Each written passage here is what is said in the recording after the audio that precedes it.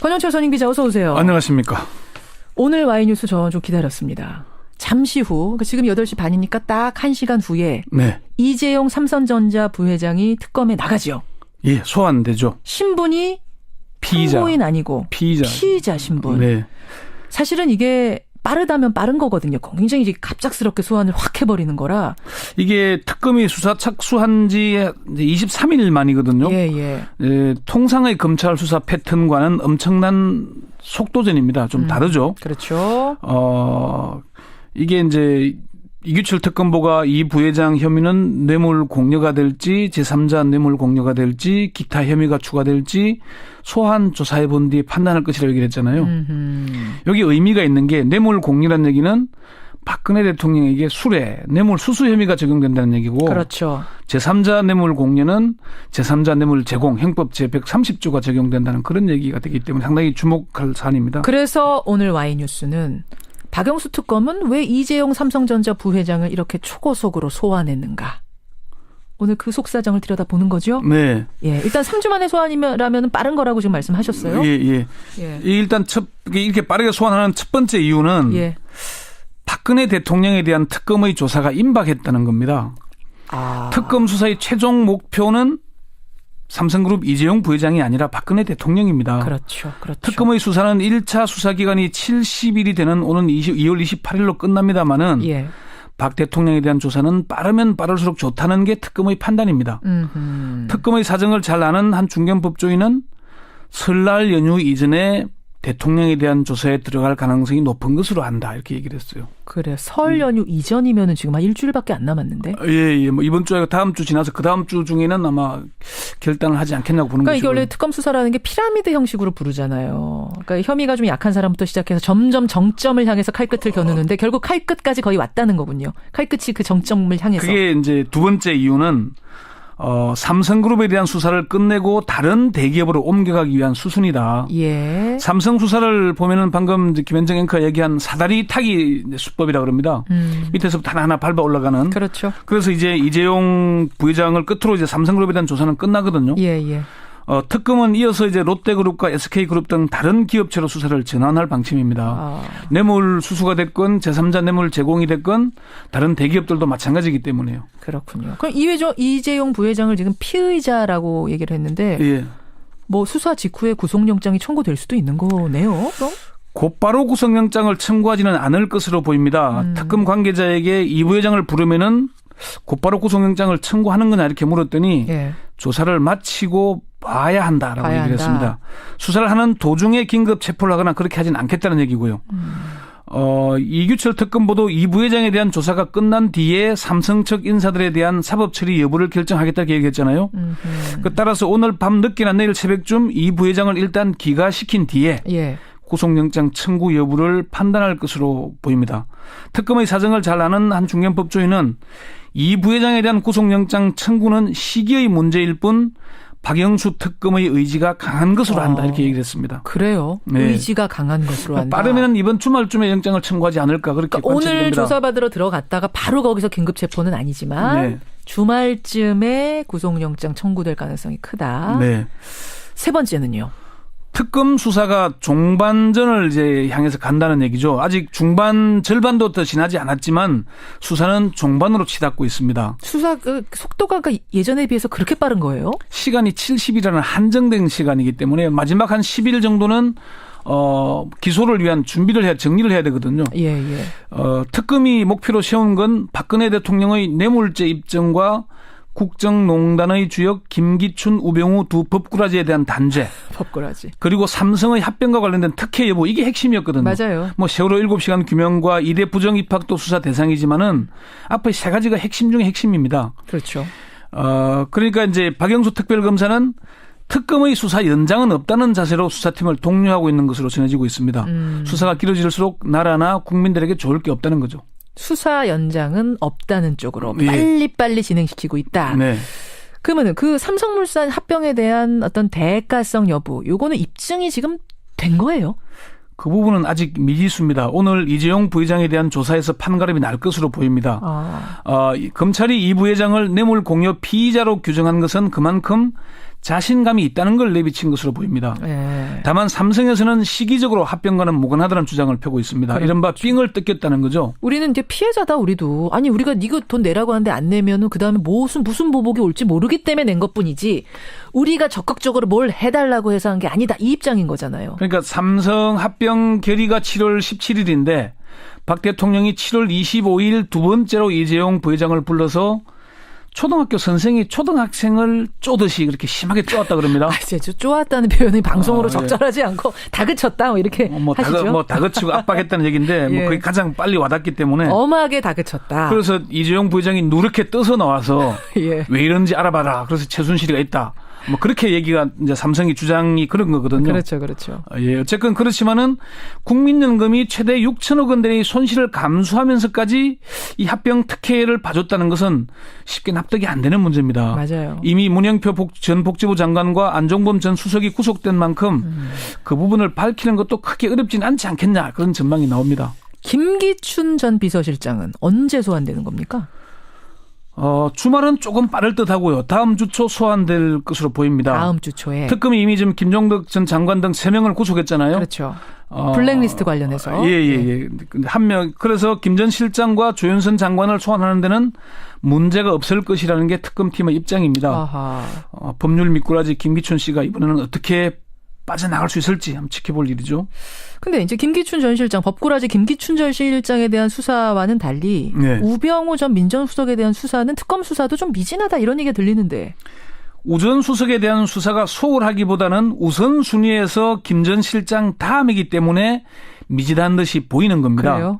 특검 관계자는 다음 주 초쯤 김기춘 전 실장을 소환한 뒤에 특검의 화력이 우 전 수석에게 집중될 것이라고 말했습니다. 특검의 수사 인력이 한계가 있잖아요.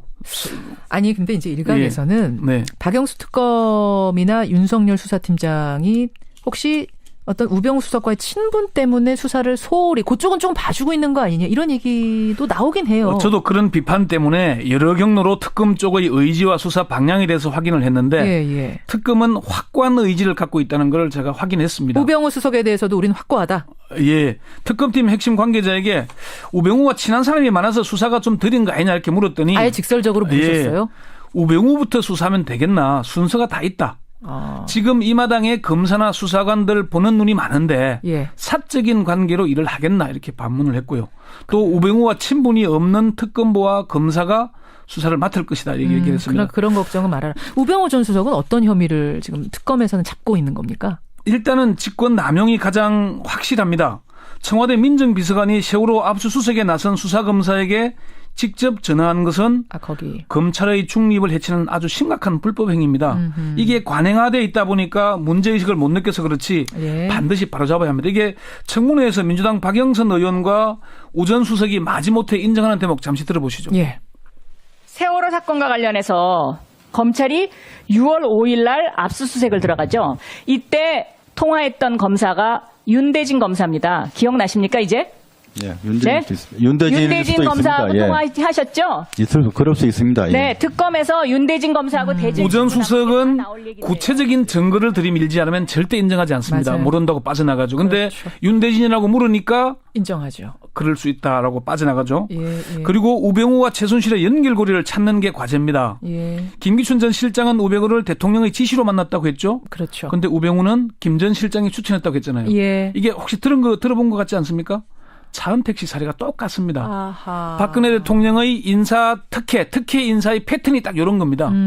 그렇기 때문에 우 전 수석과 최순실 씨의 연관 관계가 밝혀져야 최순실 씨의 국정농단을 묵인 또는 방조했는지 아니면은 적극적인 공모관계인지가 드러나기 때문입니다. 사실은 이제 청와대에도 여전히 우병우의 수족들, 그 사단들이 설치고 있다는 비판이 있거든요. 저는 그래서 우 전 수석에 대한 특검 수사와 함께 이 우병우 사단에 대한 정리도 좀 병행돼야 되는 게 아닌가. 이거 반드시 선행돼야 돼. 이루어져야 됩니다. 그렇죠. 여기까지 오늘의 Y뉴스. 잠시 후면 이재용 부회장 특검 나갑니다. 왜 이렇게 빠르게 소환하는가 그 뒷사정. 권영철 선임기자가 짚어주셨습니다. 고생하셨습니다. 네. 권영철 선임기자 어서 오세요. 안녕하십니까. 오늘 Y뉴스 저 좀 기다렸습니다. 잠시 후, 지금 8시 반이니까 딱 1시간 후에 이재용 삼성전자 부회장이 특검에 나가죠. 예, 소환되죠. 신분이 피의자. 참고인 아니고 피의자 신분. 네. 사실은 이게 빠르다면 빠른 거거든요. 굉장히 이제 갑작스럽게 소환을 확 해버리는 거라. 이게 특검이 수사 착수한 지 23일 만이거든요. 예. 통상의 검찰 수사 패턴과는 엄청난 속도전입니다. 좀 다르죠. 그렇죠. 이게 이제 이규철 특검보가 이 부회장 혐의는 뇌물 공여가 될지 제3자 뇌물 공여가 될지 기타 혐의가 추가될지 소환 조사해 본 뒤에 판단할 것이라고 얘기를 했잖아요.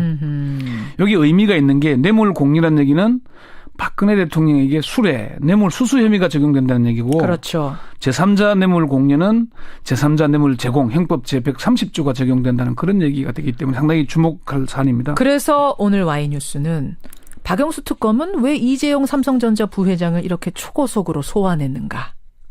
오늘 그 속사정을 들여다보는 거죠? 네. 예, 일단 3주 만에 소환이라면 빠른 거라고 지금 말씀하셨어요? 예. 일단 이렇게 빠르게 소환하는 첫 번째 이유는 박근혜 대통령에 대한 특검의 조사가 임박했다는 겁니다. 특검 수사의 최종 목표는 삼성그룹 이재용 부회장이 아니라 박근혜 대통령입니다. 그렇죠. 특검의 수사는 1차 수사기간이 70일이 되는 오는 2월 28일로 끝납니다마는 박 대통령에 대한 조사는 빠르면 빠를수록 좋다는 게 특검의 판단입니다. 특검의 사정을 잘 아는 한 중견법조인은 설날 연휴 이전에 대통령에 대한 조사에 들어갈 가능성이 높은 것으로 안다 이렇게 얘기를 했어요. 그래 설 연휴 이전이면은 지금 한 일주일밖에 안 남았는데. 예. 뭐 이번 주에 다음 주 지나서 그 다음 주 중에는 아마 결단을 하지 않겠냐고 보는 거죠. 그러니까 이게 원래 특검 수사라는 게 피라미드 형식으로 부르잖아요. 그러니까 혐의가 좀 약한 사람부터 시작해서 점점 정점을 향해서 칼끝을 겨누는데 결국 칼끝까지 거의 왔다는 거군요. 칼끝이 그 정점을 향해서. 그게 이제 두 번째 이유는 삼성그룹에 대한 수사를 끝내고 다른 대기업으로 옮겨가기 위한 수순이다. 예. 삼성 수사를 보면은 방금 김현정 앵커가 얘기한 사다리 타기 수법이라고 그럽니다. 밑에서부터 하나하나 밟아 올라가는. 그렇죠. 그래서 이제 이재용 부회장을 끝으로 이제 삼성그룹에 대한 조사는 끝나거든요. 예. 특검은 이어서 이제 롯데그룹과 SK그룹 등 다른 기업체로 수사를 전환할 방침입니다. 뇌물 수수가 됐건 제3자 뇌물 제공이 됐건 다른 대기업들도 마찬가지이기 때문에요. 그렇군요. 그럼 이재용 부회장을 지금 피의자라고 얘기를 했는데 뭐 수사 직후에 구속영장이 청구될 수도 있는 거네요. 그럼? 곧바로 구속영장을 청구하지는 않을 것으로 보입니다. 특검 관계자에게 이 부회장을 부르면은 곧바로 구속영장을 청구하는 거냐 이렇게 물었더니 조사를 마치고 봐야 한다라고 얘기를 했습니다. 수사를 하는 도중에 긴급 체포를 하거나 그렇게 하진 않겠다는 얘기고요. 이규철 특검보도 이 부회장에 대한 조사가 끝난 뒤에 삼성 측 인사들에 대한 사법 처리 여부를 결정하겠다고 얘기했잖아요. 따라서 오늘 밤 늦게나 내일 새벽쯤 이 부회장을 일단 기각시킨 뒤에 구속영장 청구 여부를 판단할 것으로 보입니다.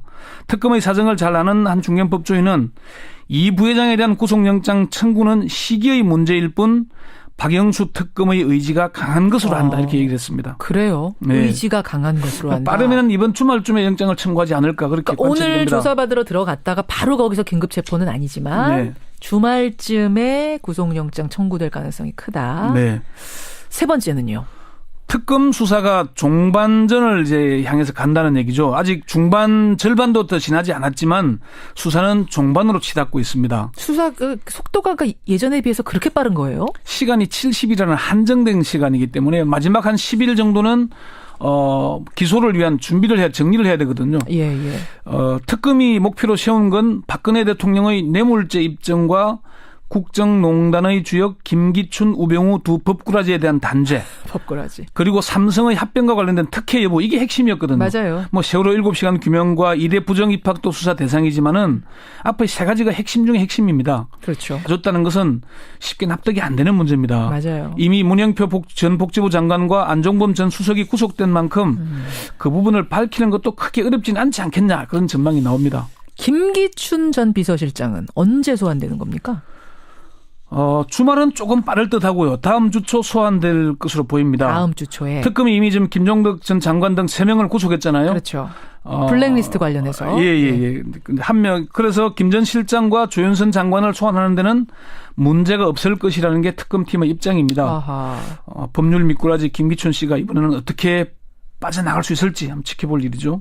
근데 이제 김기춘 전 실장, 법꾸라지 김기춘 전 실장에 대한 수사와는 달리 네. 우병우 전 민정수석에 대한 수사는 특검 수사도 좀 미진하다 이런 얘기가 들리는데.